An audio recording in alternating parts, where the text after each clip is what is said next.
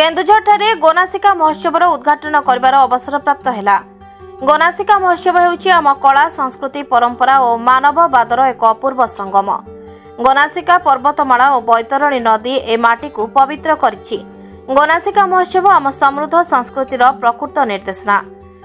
गोनासिका महोत्सव जेबेठारु आरंभ हेलाणी मु एहार अंश विशेष भाव में रही आछि। पद पदवी आसीजिव केन्दुझर जड़े साधारणवासी भाव में मु एही महोत्सव में जोड़ी होई रहिछि और रहिबी। केन्दुझर संस्कृति एठाकार आदिवासी संस्कृति बिना कल्पना करबा असंभव। जिलार 45% रु अधिक आदिवासी होउछंती आदिवासी संप्रदायर। जुआंग, कोल्ह, भूया, सांताल, गंड, बाथुड़ी, लोधा, भूमिज इत्यादि संप्रदाय जिला को समृद्ध करिसंती।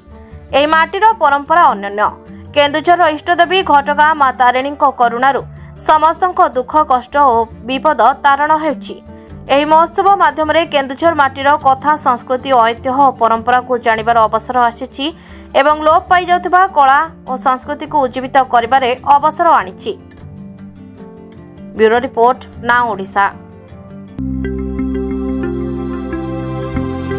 लेटेस्ट न्यूज अपडेट पाई www.nowodisha.com को लॉगिन करंतु।